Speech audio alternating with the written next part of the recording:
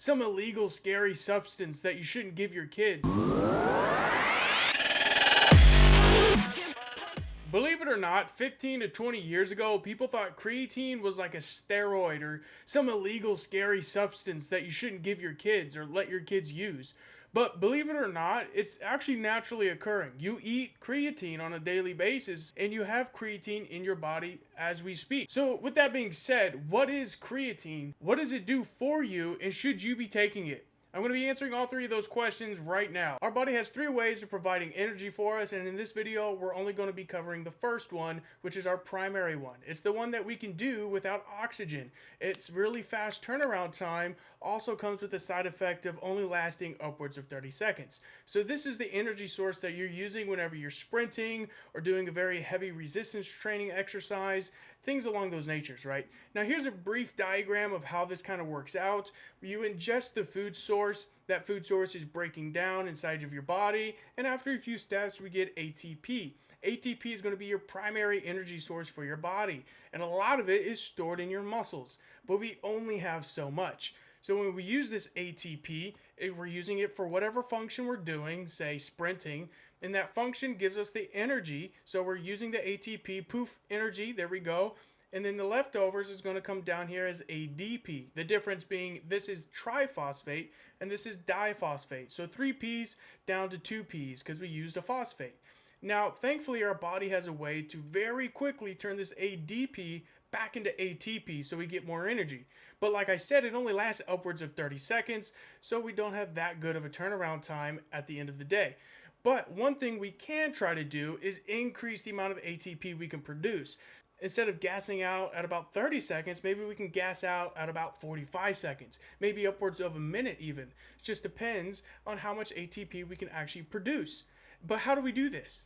One way we can do that is by supplementing with creatine itself. Now, the creatine phosphate system works in such a way where we have an initial storage represented here by that blue line, and as soon as we start that exercise without any oxygen, it goes downhill rapidly, right? And over time, we get that little bump, right? Because our body can turn it over a little bit. It only has so much in it, like I said.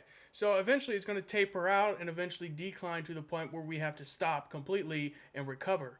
Now, if we supplement with a creatine supplement, we can actually increase the amount of phosphocreatine in our muscles, giving us just a little boost. Now, the discrepancy between the blue and the red line is the added benefit of having additional phosphocreatine stores in our muscles, giving us that little edge on able to run a few more seconds, do a couple more reps on a particular exercise, things like that. Over the course of time, paired with a proper diet and training regime, this can actually make a noticeable improvement because you will be doing more work over time. Now, this is putting it rather simply, but this is the gist of it. So like I said, creatine is definitely beneficial and can increase your phosphocreatine stores, which essentially just gives you a little bit more energy during your workouts. But with that said, let's talk a little bit more about supplementing with creatine. For starters, who can take creatine? Well, I'll tell you, literally anybody that can just go buy it. But with that said, anybody can take it. Man, woman, young, old, it does not matter. But just how much do you need to take? On a daily basis, you want to aim for about 5 grams of creatine. Now, you do eat creatine in your daily diet, well, most of you do anyway, but you're not going to eat nearly enough in order to get the benefit. That being said, if you want to eat 5 grams of creatine through diet alone and not have to supplement, I hate to say it to you, but you'll probably have to eat somewhere between 2 to 3 pounds of a combination of beef, chicken, seafood, things of that nature. And frankly, I don't think most people are going to be able to do that, which is why supplementing is such a convenience and definitely something recommended to a lot of people.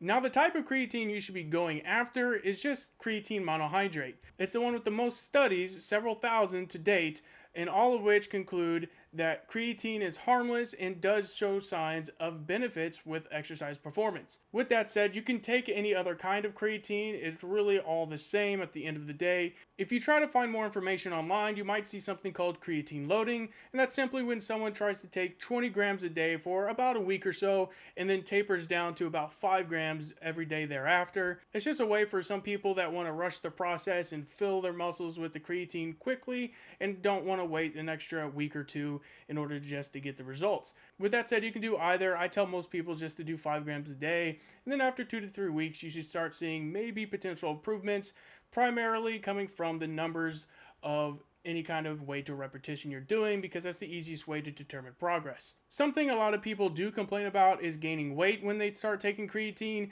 Some people can gain upwards of 5 pounds of body weight, but have no fear, you're not gaining fat, you're not gaining anything except a little bit extra water weight, which if that does bother you, you can just stop taking the creatine and the water weight will go away and you'll be back to normal.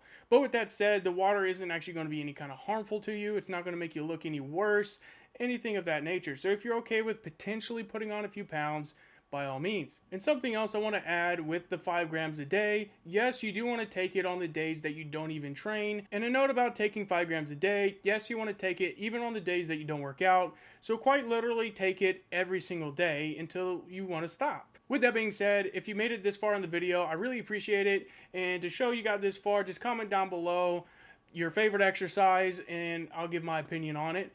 If you did like this video, go ahead and like it, literally like it.